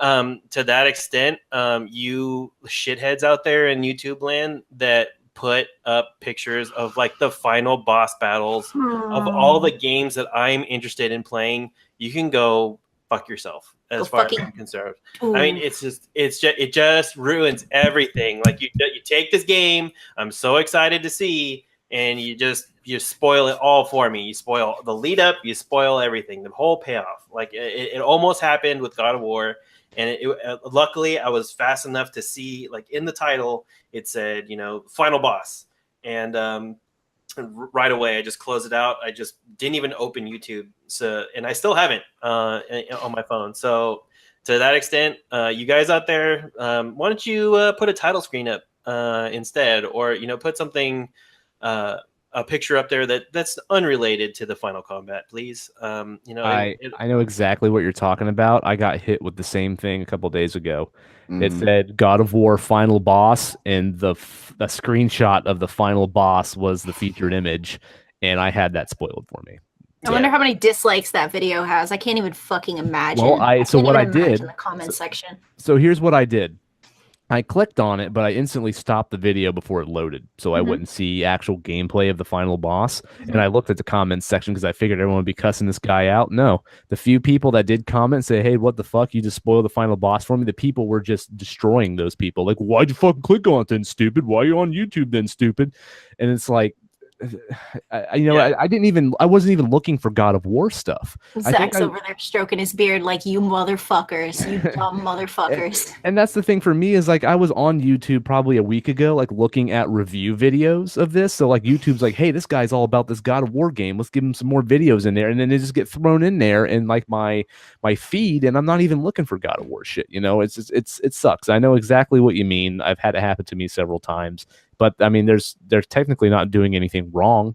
They're going to piss you off by doing that, but they're not doing anything wrong, and YouTube's not going to do anything to stop it. No, which is why I just stay off of everything. You just got to go dark. With God of War, I literally just didn't get on. I didn't search for anything. I didn't go to any video game sites because I just knew, like, within 2 weeks out, it's worth it to just go dark. So, like, what about pages you follow on like Facebook or on Twitter? Do you unfollow them? Do you mute? Like, do you mute I God mute. of War? Or... Okay, I mute God of War as terms. I just put them in. Like for a game like God of War, 2 weeks out, I just put in all my mute filters, God of War, and then set it for 2 weeks, and then so it'll unpop once a game. Okay, You know? all right, that makes sense. It's just like, how do you function nowadays without using social media? I mean, especially somebody my age. Maybe it's I don't know. It just like it's basically telling me to shut off a part of my life for a couple of weeks, and it's like, well, actually, that sounds kind of nice. Never mind. You're like, wait. Tell me more about this cabin in the woods lifestyle. I'm gonna start doing that. I'm gonna. We'll see. Maybe you're converting me. We'll see. Yes, I'm gonna get you that. I'm gonna get you that, like the lockbox that has the timer on it. You put your phone in there, and then it locks it, and you can't get it for like however long you set that timer for. Yeah, I need one of those for my wife. Chucking that box against a motherfucking wall. Start hammering into it. Yeah, Elena's got a Dremel. I regret this right now. I regret this. Instagram, come back. I miss you. The fucking social media platform I use the least is the one I'm talking about. Right. So, Shannon, was there anything good other than the YouTube videos? You know what was good is just seeing the amount of downloads we have with our podcast and seeing how well and positive everybody's gone with it. And to see your guys' shiny, happy faces again this week and getting to do this in and out. It's friggin' awesome. So that always keeps me smiling and happy when my work life is falling apart around me. I want to make an elevator pun, but it doesn't seem appropriate. So I was thinking of one too, and it just didn't come. No. So you lucked out this week, Bucko. I got stuck. I gave you all the shaft. Hey, no penis. Hey. Really beat the brakes off that one. Stop beating the horse. It's already dead. You sound so sad when you say it. It's so funny. I'm crying on the inside. Yeah, that's it. You guys are awesome. Keep up. Keep spreading the word. Get us out there. Get us famous, please. Good day, man. All right. Well, I mean, I think that's going to wrap up the show for the week. This was a good one. Lots of angry dad talk, which is always fun. Boy. Boy. Yeah, boy. Follow us on Twitter, boy. Yes, please follow us on Twitter if you can. The @thatpixellife is the main account, which is Josh runs, and you can also follow Elena at honeybakedhella. You can follow Shannon. You can follow Shannon at shmore with 2 O's 17, or as he says, shmore17. Into it, love it. Shmore. Now I want s'mores. Right? Don't you know? And you can follow me at Zakal, Zakal. Please, as I begged you at the beginning of the show, I'll do it again now. If you got a chance to spend a little time and write us a review on iTunes and other platforms, we really, really do appreciate it. If you got any requests for us, topics to talk about the show, or things you want to give some direct feedback, we always ears are wide open. Please DM us on Twitter for any requests. And yeah, like Shannon was saying, get out there, spread the love, guys. Really, really do appreciate it. So, anyone got any sum up words here before we close out?